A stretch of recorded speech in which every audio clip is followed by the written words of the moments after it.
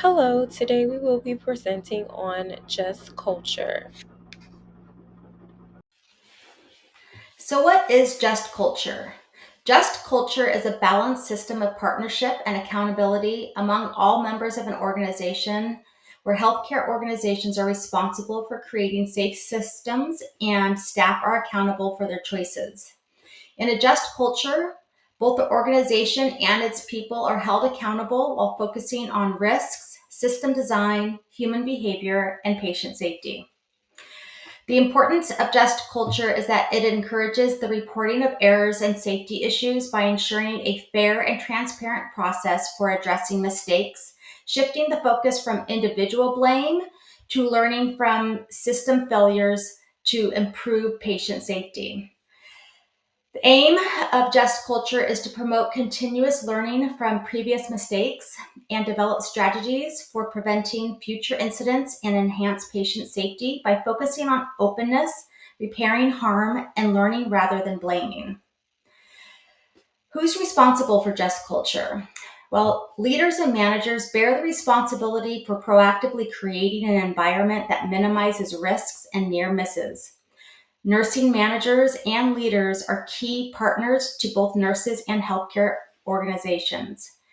They provide important oversight and advocacy to meet the mission of the profession, the organization, and the patient's desired outcomes.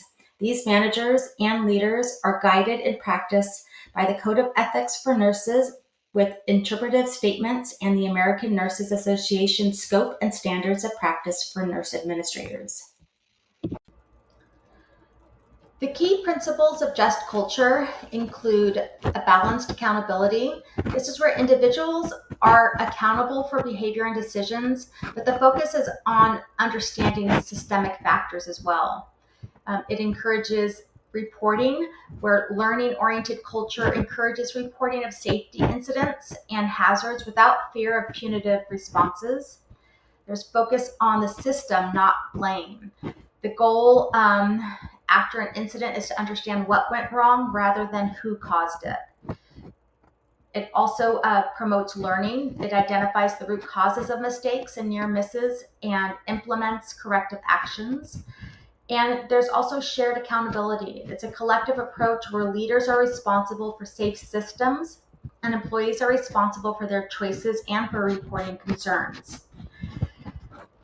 The benefits of just culture include increased trust and engagement, where employees feel empowered to voice concerns about defects and hazards, leading to a more trusting and engaged workforce. Uh, Also, there's improved patient safety. Preemptive identification of risks and systemic weakness helps to prevent harm to patients. Enhanced organizational performance. There's a culture of learning and continuous improvement leads to a safer operations and better performance. And some scientific evidence that supports the just culture is evidence-based leapfrog initiatives have having the greatest impact on preventative medical errors include implementing 4 evidence-based standards, computerized physician provider order entry, evidence-based hospital referral, intensive care unit physician staffing, using National Quality Forum endorsed safe practices, and use of barcoding and using a national drug code to reduce the point of care medication errors. A relevance to nursing leadership and management. So the first is modeling professional behavior. Nurse leaders set the tone by promoting respect, accountability, and empathy. This is according to Huston in 2023. So modeling professional behavior. In a just culture, nurse leaders model respect, accountability, and empathy by demonstrating fair and consistent responses to errors. When leaders openly acknowledge system issues, avoid public shaming, and instead coach staff in safe practices, they set a tone where accountability is balanced with compassion, and this behavior signals to the team that reporting mistakes leads to learning, not blame, but then strengthens psychological safety and trust. Second is policy and decision making. Managers create systems that encourage safety culture. For example, non punitive error reporting, Policy and decision making. Managers operationalize just culture by designing policies and decision making processes that differentiate between human error, at risk behavior, and reckless behavior. For example, instead of automatic punitive action for medication errors, policies might outline a clear decision tree to guide leaders in determining root causes and appropriate responses. This ensures that policies support staff who report errors while still upholding patient safety and accountability. The third is team building and collaboration. Leaders foster interprofessional communication, minimizing conflict and encouraging inclusion. So, team building and collaboration. And Just Culture thrives in an environment of open, non judgmental communication. Leaders who intentionally foster interprofessional collaboration, such as daily safety huddles, multidisciplinary debriefings after incidents, and inclusive problem solving, help minimize conflict and increase transparency. Staff feel empowered to speak up about near misses or unsafe conditions because they trust their team and leadership. The fourth is change management. Leadership drives culture shifts during transitions, for example, magnet designation, EBP, or evidence based practice implementation. So, for change management, during transitions like magnet designation, implementing evidence based practices, or adopting new technology, leaders can use just culture principles to maintain trust and engagement. This means involving staff in planning changes, explaining the rationale, acknowledging potential stressors, and encouraging reporting of system vulnerabilities as changes roll out. By responding to feedback constructively rather than punitively, leaders reinforce that safety and learning are priorities even amid change. So, continuing relevance to nursing leadership and management. First one is quality control and patient safety. Just culture underpins a true culture of safety. It encourages staff to report errors, near misses, and unsafe conditions without fear of punishment. Huston describes quality control as part of a manager's controlling function, which relies on accurate data. If staff are afraid to report incidents, leaders don't get the information they need to improve systems. In a just culture, leaders focus on learning from mistakes and fixing processes rather than blaming individuals, which ultimately improves patient safety. Second, ethics, advocacy, and legal issues. Responding to errors in a fair and transparent way is an ethical issue. Just culture embodies principles of justice, accountability, and respect. Leaders and managers must balance fairness to staff with their duty to protect patients and comply with laws and regulations. This means knowing when coaching is appropriate, when a system change is needed, and when serious misconduct must be addressed. This aligns with Huston's discussion of ethical and legal responsibilities in leadership. Third, leadership roles in creating organizational culture. Leaders don't just administer policies, they set the tone for the whole workplace. To create a just culture, leaders model openness, fairness, and empathy. They invite feedback, admit their own mistakes, and support staff who speak up. This matches Huston's points about motivating climates, effective communication, and staff socialization. When leaders show vulnerability and consistency, staff trust them and are more likely to report issues that improve safety. And last, change management. Moving from a punitive or fear based culture to a just culture is a form of planned change. Leaders have to anticipate resistance, set clear goals, involve staff at every level, and make increment changes to build trust. Huston's framework for planned change supports this process. By creating just culture as a deliberate long term shift, managers can embed psychological safety and continuous learning into daily practice. Implementing just culture in the hospital and its relevance to the hospital culture. Just culture in a hospital in a healthcare environment is a framework or culture that seeks to balance accountability and learning. Key elements include share accountability, non punitive reporting, focus on systems, transparency and openness, fairness in response to incidents, and emotional safety. Just culture, the organization designs and maintains systems, processes for safety.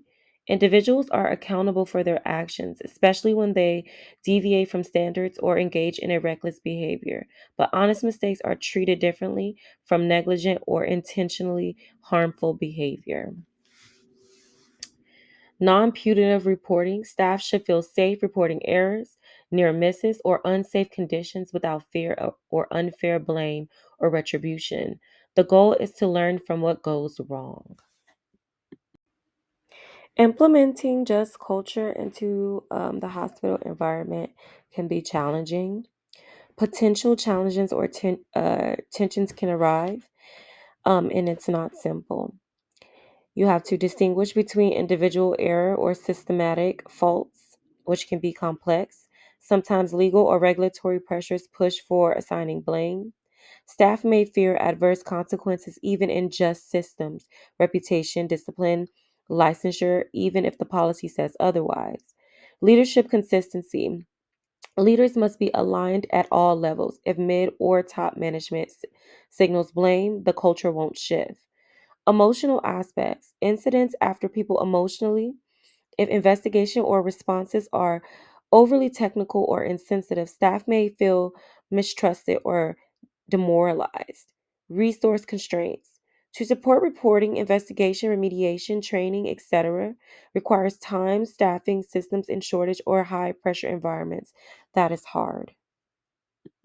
Hi, in this slide we will be discussing Gene Watson's Corita processes and how they give us a framework to bring compassion and humanity into healthcare culture, and how they also align very closely with the idea of a just culture.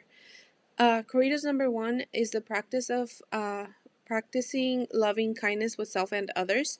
In a just culture, this translates to showing compassion and fairness whenever errors occur, and instead of focusing on blame, leaders focus on modeling kindness and respect, which helps to create this sense of safety so that staff can continue to report any errors. Then we have Caritas number four, which is all about developing a helping, trusting relationship.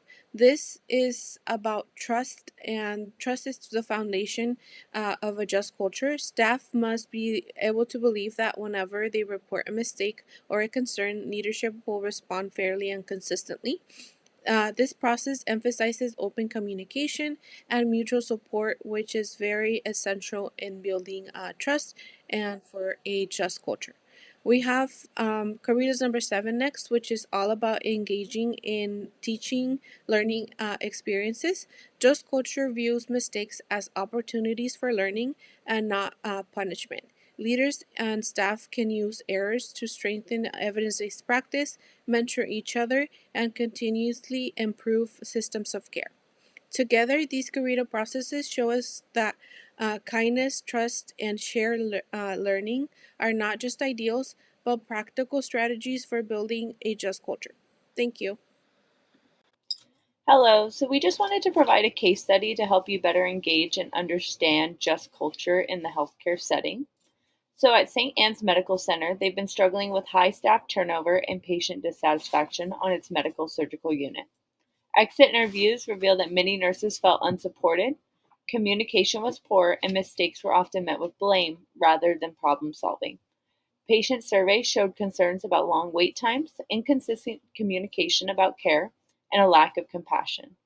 So in this scenario, Maria is the new nurse manager. She joins the unit and she quickly notices nurses rarely speak up in rounds because they fear criticism. Staff from different disciplines, including nurses, physicians, and respiratory therapists, work independently. Burnout is high, and several nurses are considering leaving their positions. So after Maria encountered this at St. Anne's, she did take some action. These included introducing a no blame error reporting system to promote safety culture. She holds monthly team building meetings where staff can share concerns openly. She implements peer recognition boards to highlight acts of kindness and teamwork.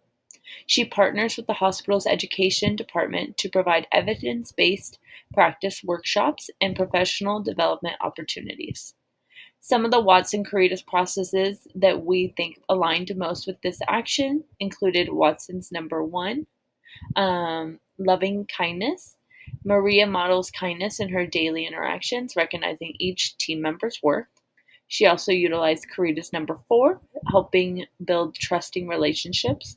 She builds trust by listening to staff's concerns without judgment. And the final Watson Caritas process is number seven, which is teaching and learning. She encourages professional growth throughout workshops and mentoring. The outcomes seen at St. Anne's after 6 months included staff turnover dropped by 25%, nurses report higher job satisfaction and improved teamwork, and patient satisfaction scores improved, particularly in communication and overall care. Some questions that we challenge you to think about after reading and hearing this case study are: what specific cultural issues were harming the unit at St. Anne's? How did Maria's leadership style influence the culture of the unit? Which of the Watson-Caritas processes that we listed do you think was the most impactful here, and why? As well as, imagine you were a staff nurse on this unit. What change would have motivated you the most?